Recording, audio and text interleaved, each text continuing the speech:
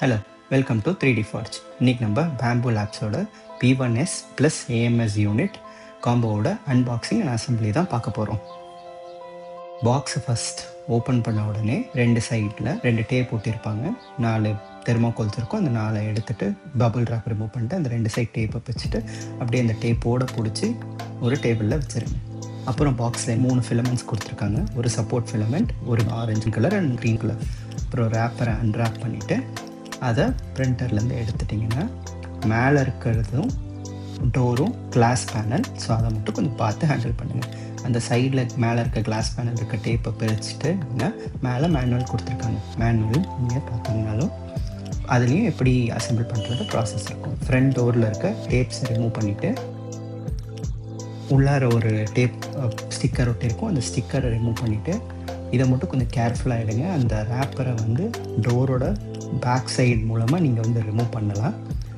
So அதை remove பண்ண மட்டும் கொஞ்சம் கேர்ஃபுல்லாக பண்ணுங்கள். ஏன்னா டோர் 180 டிகிரி ஓப்பன் ஆகாது. ஸோ 90 டிகிரி தான் ஓப்பன் ஆகும். அதை பார்த்து ரிமூவ் பண்ணிட்டீங்கன்னா நீங்கள் அந்த ரேப்பரை ஃபுல்லாக ரிமூவ் பண்ணிடலாம். இதுதான் டாப் ஆங்கிள் வியூ. இப்போ மேலே இருக்க கிளாஸ் பேனலில் ரிமூவ் பண்ணிவிட்டு உள்ளார இருக்க டூல் பாக்ஸை எடுத்து வெளியே வச்சாச்சு. அப்புறம் ஏஎம்எஸ் யூனிட் அசையாமல் இருக்கிறதுக்கு கொடுத்துருக்க சப்போர்ட்ஸ், ஸ்பாஞ்சஸ் அண்ட் தெர்மாக்கோல்ஸ் பாக்ஸ் எல்லாம் வெளியே எடுத்துட்டிங்கன்னா டூல் பாக்ஸில் என்னென்ன இருக்குதுன்னு பார்த்துக்கலாம். டூல் பாக்ஸில் பவர் சப்ளை கேபிள், டிஸ்பிளே, அப்புறம் கனெக்டர், அப்புறம் ஒரு எக்ஸ்ட்ரா ஹாட் அண்ட் ராட், அப்புறம் லூப்ரிகேன்ஸ், அப்புறம் ஒரு ஆலன் கீ. இந்த ஆலன் கீ தான் நம்ம இங்கே இருக்க எல்லா ஸ்க்ரூஸையுமே கழட்டுறதுக்கு யூஸ் ஆகும். ஸோ இப்போ இந்த ஏஎம்எஸ் யூனிட்ஸை ரிமூவ் பண்ணுறதுக்கு ஃப்ரண்ட்டில் 2 ஸ்க்ரூஸ் கொடுத்துருப்பாங்க. அந்த ஆலன் கீயை வச்சு நீங்கள் அதை ரிமூவ் பண்ணிவிட்டு மேலேருந்து அப்படியே இந்த ஏஎம்எஸ்ஸை எடுத்து வெளியே வச்சுருங்க. இப்போ நம்ம ஏஎம்எஸ்க்குள்ளார என்ன இருக்குதுன்னு பார்த்தா இந்த பிடிஎஸ் டியூப்ஸ் இருக்கும், ஒரு தெர்மோகோல் பாக்ஸ் இருக்கும். அதை ரிமூவ் பண்ணிட்டீங்கன்னா ஏஎம்எஸ்க்குள்ளார கீழே ஒரு ஸ்மால் கம்பார்ட்மெண்ட் மாதிரி இருக்கும். அந்த கம்பார்ட்மெண்ட்குள்ளார சிலிக்கா ஜெல்ஸ் கொடுத்துருப்பாங்க.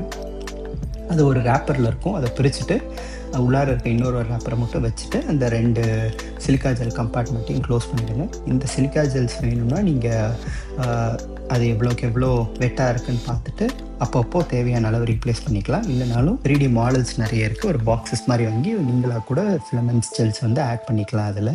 ஸோ உங்கள் ஃபிலமெண்ட்ஸை ட்ரையாக வைக்கிறதுக்கு. அப்புறம் மேலே எக்ஸ்ட்ரூடரில் இருக்க கார்ட்போர்டை ரிமூவ் பண்ணிவிட்டு நம்ம அந்த க்ளீனரில் இருக்க கார்ட்போர்ட் டேப்பை பிரிச்சுட்டு ஏஎம்எஸ் வச்சுருந்த பாக்ஸ் கீழே ஒரு 5 ஸ்க்ரூஸ் போட்டிருக்கோம். 4 சைடு 4 ஸ்க்ரூஸ், அப்புறம் அந்த பெல் பிளேட்டோட எண்டுக்கிட்ட ஒரு ஸ்க்ரூ. அந்த ஸ்க்ரூவெல்லாம் ரிமூவ் பண்ணிவிட்டு ஸ்க்ரூ மார்க்கிங் உங்களுக்கு ஆரஞ்சு கலரில் கரெக்டாக கொடுத்துருப்பாங்க. அதை ரிமூவ் பண்ணிட்டீங்கன்னா ஃப்ரண்ட்லேருந்து வெளியே எடுத்துடலாம். அப்புறம் Z ஆக்சிஸ் கிட்ட 2 எக்ஸ்ட்ரா ஸ்க்ரூ இருக்கும், லாங் ஸ்க்ரூஸ். அதையும் ரிமூவ் பண்ணிட்டீங்கன்னா மேலே இருக்க கிளாஸ் பேனல் வச்சு மூடிடுங்க. அப்புறம் டிஸ்பிளேவை ஒயர் வச்சு ஒயரை கனெக்ட் பண்ணிவிட்டு டிஸ்பிளேவை புஷ் பண்ணி மாட்டிடுங்க மேலே இருக்க அதோட லொக்கேஷனில். ஃப்ரண்ட்டில் இப்படி தான் அசம்பிள் பண்ணது ஃபுல்லாக இருக்கும். இப்போ நம்ம மேலே இருக்க SD கார்ட் ஸ்லாட்ஸை கவர் பண்ணியிருக்கிறத ரிமூவ் பண்ணிவிட்டு ஏஎம்எஸ் யூனிட்டோட அசம்பிளி பார்த்துடலாம். ஏஎம்எஸில் இருக்க மேலே இருக்க பிளாஸ்டிக் ரேப்பர்ஸை ரிமூவ் பண்ணிவிட்டு பிரிண்டரை அப்படி திருப்பி பேக் சைடில் வச்சுட்டு ஏஎம்எஸ்ஸை திருப்பி மேலே வச்சிட்டிங்கன்னா ஏஎம்எஸ்லேருந்து வர பிஎஃப் டியூப்பை எடுத்து பிரிண்டர் பின்னாடி இருக்க கனெக்ஷன் பண்ணிவிட்டு 6 பின் கனெக்டர் எடுத்து ஏஎம்எஸ்க்கும் பிரிண்டருக்கும் பிரிண்டரோட அந்த இதுலேயும் கனெக்ட் பண்ணிட்டீங்கன்னா அப்புறம் இன்னொரு 4 பின் கனெக்டர் இருக்கும். அந்த 4 பின் கனெக்டர் எடுத்து பிரிண்டருக்கும் பிரிண்டரில் அந்த ஏஎம்எஸ்லேருந்து பிஎஃப் டியூபுக்கு வர வயருக்கு கனெக்ட் பண்ணிவிட்டு அங்கே ஒரு ஹோல்டர் இருக்கும். அதில் அந்த ஒயரை ஃபிட் பண்ணி கேபிள் மேனேஜ்மெண்ட் பண்ணிவிடுங்க. ஸோ இப்படி தான் ஃபுல்லாக அசம்பிள் பண்ண பவர் சப்ளை கனெக்ட் பண்ணிவிட்டு பிரிண்டரை ஆன் பண்ணிவிடுங்க. ஃபர்ஸ்ட் டைம் ஆன் பண்ண உடனே இப்படி தான் கேட்கும். எந்த ரீஜனில் செலக்ட் பண்ண சொல்லி ஏஷியா. அப்புறம் பேம்பு ஸ்டுடியோ பேம்பு ஹேண்டின்ற ஆப் உங்கள் ஃபோனில் இன்ஸ்டால் பண்ணிவிட்டு செட்டப் பண்ண ஆரம்பிங்க.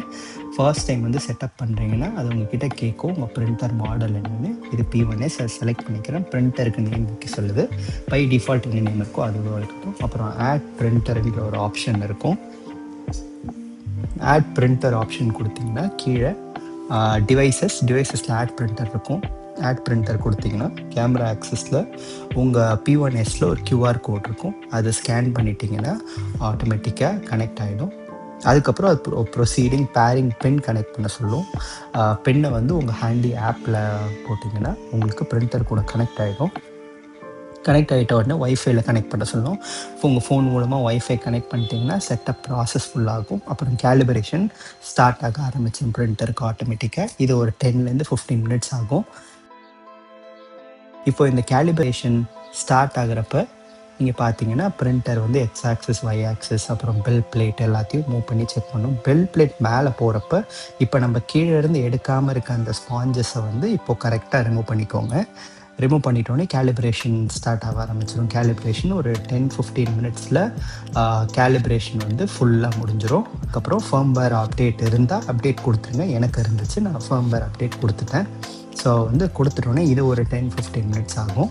இப்போது கேலிப்ரேஷன் அப்டேட் எல்லாமே முடிஞ்சிருச்சு. இப்போ அதிலேயே ஒரு பெஞ்சி கொடுத்துருந்தாங்க. அந்த பெஞ்சி பிரிண்ட் பண்ணுறதுக்கு வந்து இந்த ஃபிலமெண்ட்டை AMSல இது பண்ணோம். கொடுத்த ஆரஞ்ச் அண்ட் க்ரீன் ஃபிலமெண்ட்டில் நான் க்ரீன் ஃபிலமெண்ட்டை எடுத்தேன். அந்த எண்டில் டேப் இருக்கும். ஸோ அதை கட் பண்ணிவிட்டு AMS பவர் ஆனில் இருக்கிறப்பவே AMSல நீங்கள் வந்து AMS எந்த ஸ்லாட்டில் வேணால் போட்டுக்கலாம். நான் ஃபஸ்ட் ஸ்லாட்டில் போட்டு அதை லைட்டாக புஷ் பண்ணிவிட்டு ஃபிலமெண்ட்டை உள்ளார ஃபீட் பண்ணுங்கள். ஸ்டார்ட் பண்ண உடனே அதுவே ஆட்டோமேட்டிக்காக ஃபிலமெண்ட்டை எடுத்துக்கும். எடுத்துகிட்டு நான் என்னோடய AMS கவரை மூடிட்டு அந்த ஃபிலமெண்ட் வந்து பின்னாடி இருந்து அழகாக பிரிண்டருக்கு போகிறது உங்களுக்கு நல்லா தெரியும். அப்புறம் அந்த 14 மினிட்ஸ் பெஞ்சி மாடல் வந்து இன்பில்டாக அந்த SD கார்டில் இருக்கும். அதை தான் நான் கொடுத்து பிரிண்ட் கொடுத்தேன். என்ன தான் டைம் வந்து 20 மினிட்ஸ் காட்டினாலும் அதில் அந்த ஃபஸ்ட்டு வந்து இனிஷியல் ஒரு 10-12 மினிட்ஸ் வந்து ஒரு 4-7 மினிட்ஸ் வந்து பேசிக் ப்ராசஸ் தான். அதுக்கப்புறம் பேசிக்கான கேலிப்ரேஷன் தான். அப்புறம் 7 மினிட்ஸ். ஆனால் பிரிண்டிங் டைம் வந்து உங்களுக்கு ஒரு 14 மினிட்ஸ் ஆகும்.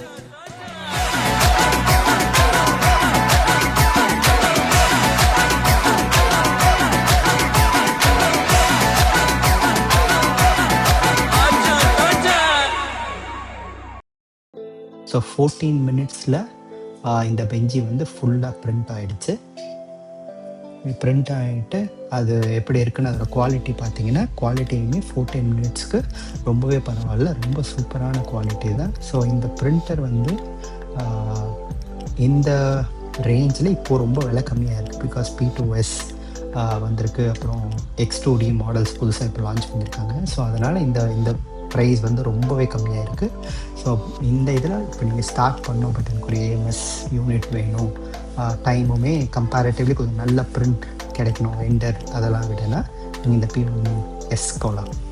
மற்றபடி ஃபுல் ரிவ்யூ அண்ட் வேறு பிரிண்ட்ஸ் எல்லாமே அடுத்தடுத்த வீடியோவில் வரும். தேங்க்யூ.